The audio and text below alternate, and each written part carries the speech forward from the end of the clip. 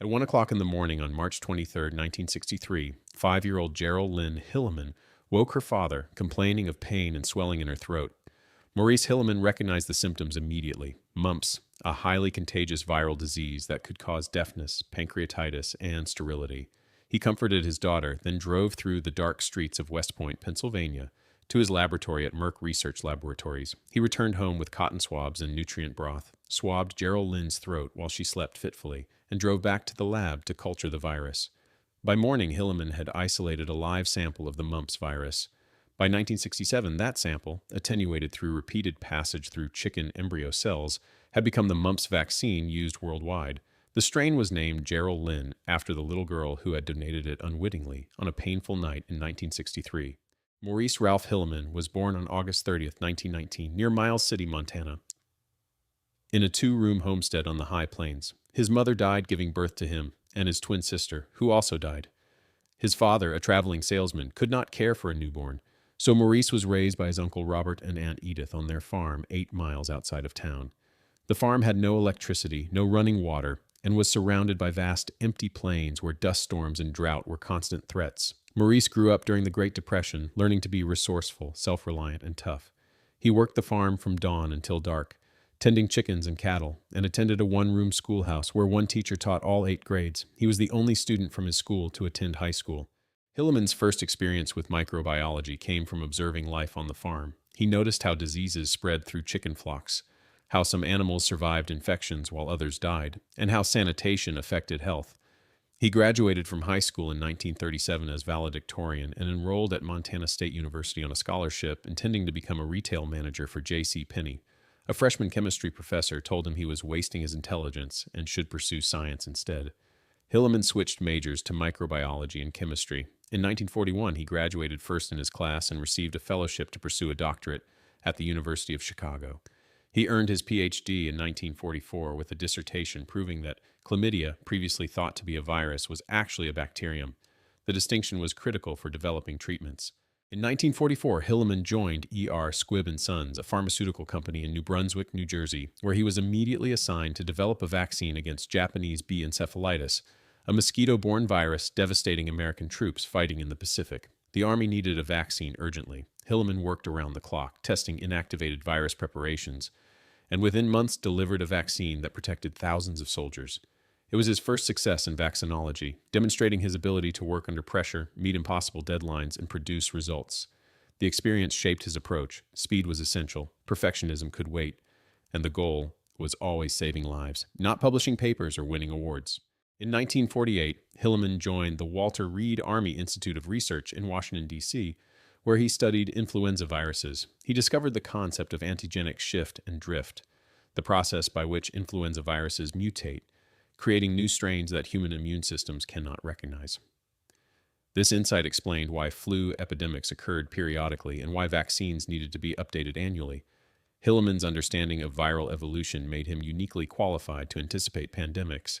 In April 1957, he read a brief article in the New York Times reporting a deadly flu outbreak in Hong Kong. The article included a photograph of sick people crowded in a clinic.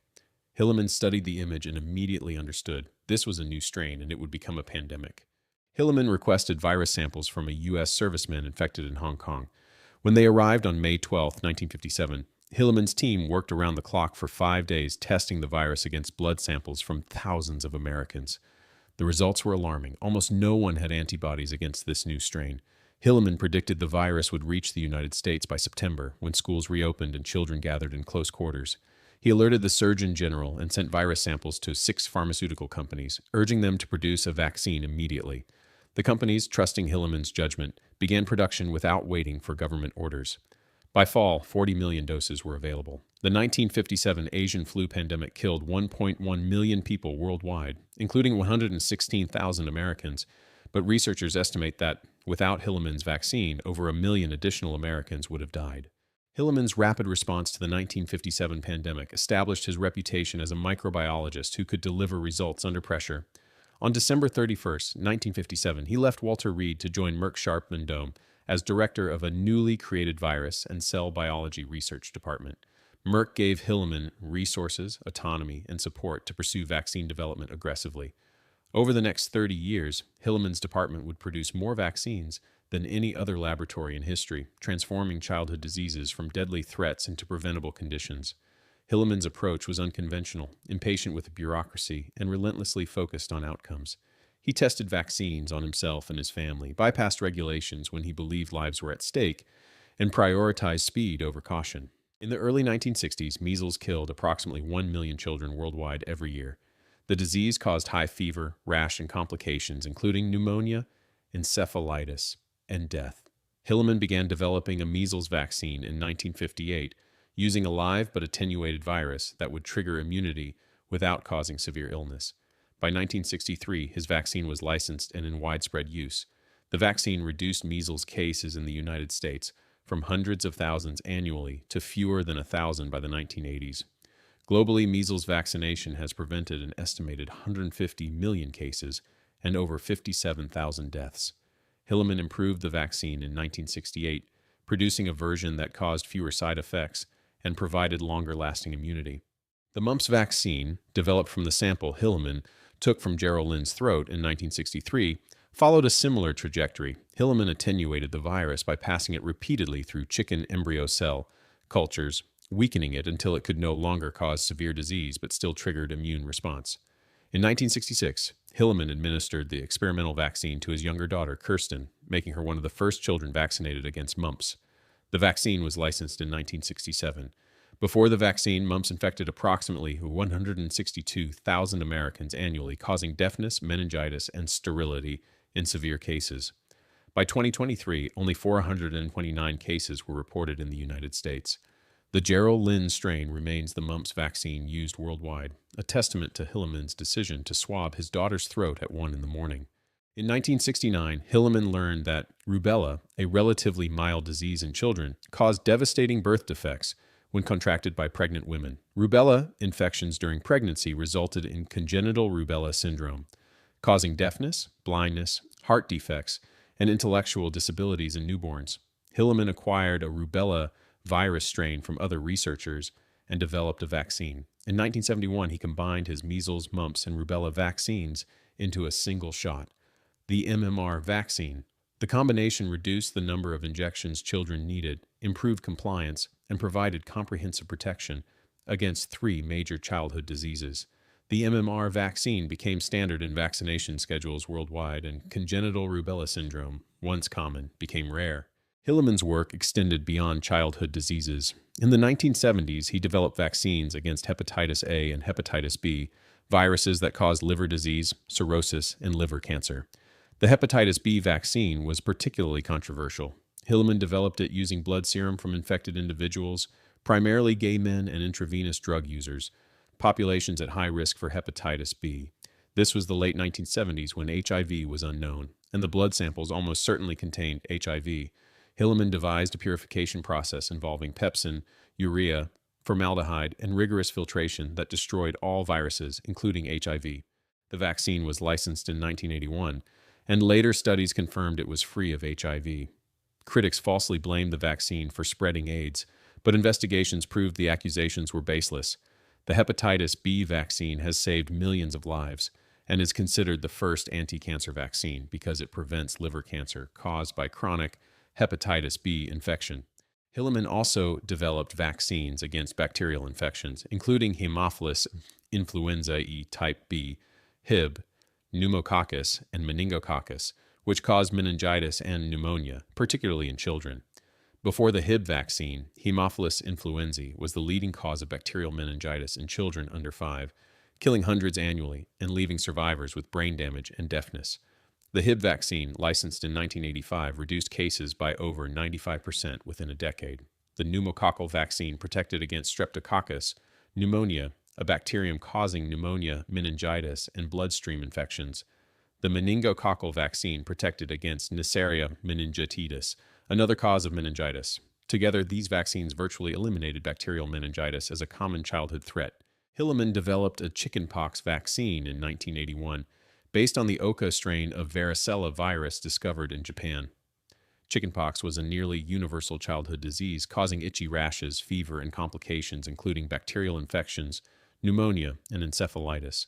The vaccine, licensed in the United States in 1995, reduced chickenpox cases by over 90%. A higher dose version of the same vaccine, called the zoster vaccine, was later developed to prevent shingles in older adults. Shingles caused by reactivation of the dormant varicella virus decades after initial infection cause painful rashes and nerve damage. The zoster vaccine reduced shingles incidence significantly, further demonstrating the versatility of Hilleman's varicella vaccine. Of the 14 vaccines routinely recommended in American vaccination schedules, Hilleman and his team at Merck developed 8: measles, mumps, rubella, hepatitis A, hepatitis B, chickenpox, Haemophilus influenzae type B, and pneumococcal pneumonia. He also contributed to vaccines against meningococcus, Japanese B encephalitis, and influenza. In total, Hilleman developed over 40 vaccines, more than any other scientist in history. Estimates suggest his vaccines saved nearly 8 million lives annually, a figure that has only increased as vaccination programs expand globally.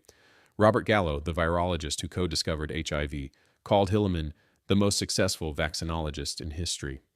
Anthony Fauci, director of the National Institute of Allergy and Infectious Diseases, said Hilleman's contributions were the best-kept secret among the lay public.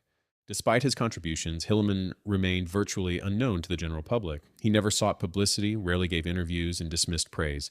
He was profane, blunt, and impatient with ceremony. He once told an interviewer, "I never wanted to be famous. I wanted to get things done." His colleagues described him as brilliant, demanding, and intimidating. He worked constantly, often sleeping in his lab, and expected the same dedication from his team. He had little tolerance for bureaucracy, regulations that slowed research, or colleagues who prioritized careers over results. His approach would be impossible today. Modern regulations require extensive testing, ethical reviews, and documentation before human trials. Hilleman swabbed his daughter's throat without informed consent, tested vaccines on himself and his family, and pushed drugs through development faster than regulations allowed. Hilleman's willingness to break rules was driven by urgency. He had grown up on a Montana farm during the Depression, watching animals die from preventable diseases, and he understood that delays cost lives. When he saw a pandemic coming in 1957, he didn't wait for official approval to start vaccine production. When his daughter had mumps, he didn't wait for regulatory permission to culture the virus. When hepatitis B was killing people, he didn't wait for safer production methods before developing a vaccine from potentially contaminated blood. He calculated risks, took precautions, and acted. His approach saved millions, but it also made him controversial. Some colleagues admired his courage. Others thought he was reckless. Hilleman didn't care. He measured success by lives saved, not accolades received. Hilleman retired from Merck in 1984 at age 65, but continued as a consultant, working on vaccine development until shortly before his death. He received numerous awards, including the Albert Lasker Clinical Medical Research Award in 1983, the National Medal of Science in 1988, and the Prince Mahidol Award in 1995. He was inducted into the National Inventors Hall of Fame in 2005, yet he remained humble, often deflecting credit to his team. When asked about his achievements, he said, "I did what needed to be done. Anyone could have done it if they'd bothered to try." His obituaries in 2005 praised his contributions, but few members of the public knew who he was or understood the magnitude of his impact. The vaccines Hilleman developed have prevented hundreds of millions of infections and saved tens of millions of lives. The measles vaccine alone is estimated to have prevented over 1 million deaths worldwide. The hepatitis B vaccine has reduced liver cancer incidence dramatically in countries with universal vaccination programs. The Hib vaccine has virtually eliminated a disease that once killed or disabled thousands of children annually. The pneumococcal and meningococcal vaccines have made bacterial meningitis rare.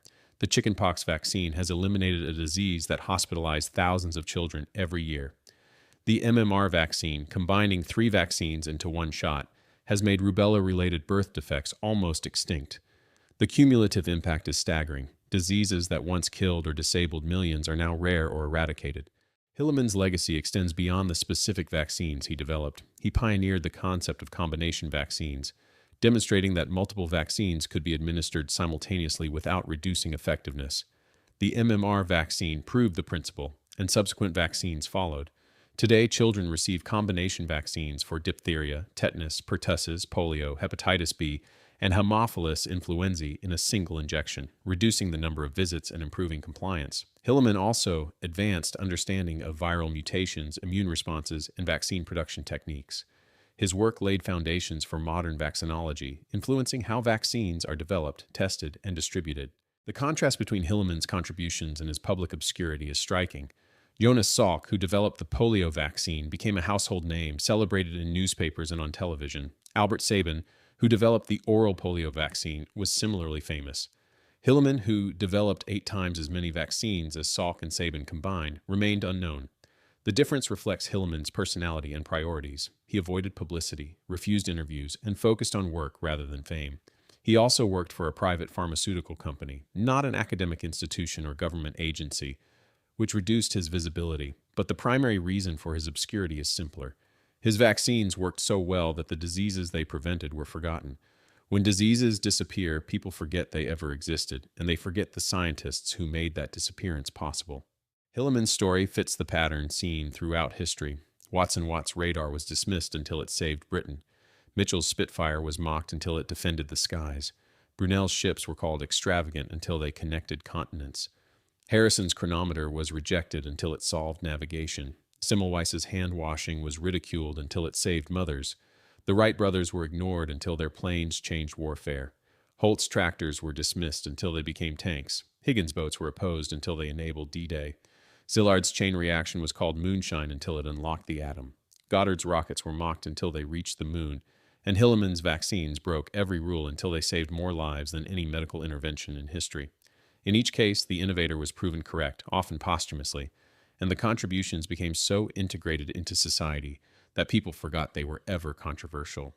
Maurice Hilleman died on April 11, 2005 in Philadelphia at age 85 from cancer. His funeral was attended by family, colleagues, and a few scientists who understood his importance. There were no state honors, no national mourning, no front-page obituaries. The man who had saved more lives than perhaps anyone in the 20th century passed quietly, known to experts but invisible to the public. In the years since his death, historians and scientists have worked to restore his reputation, publishing biographies, producing documentaries, and advocating for greater recognition.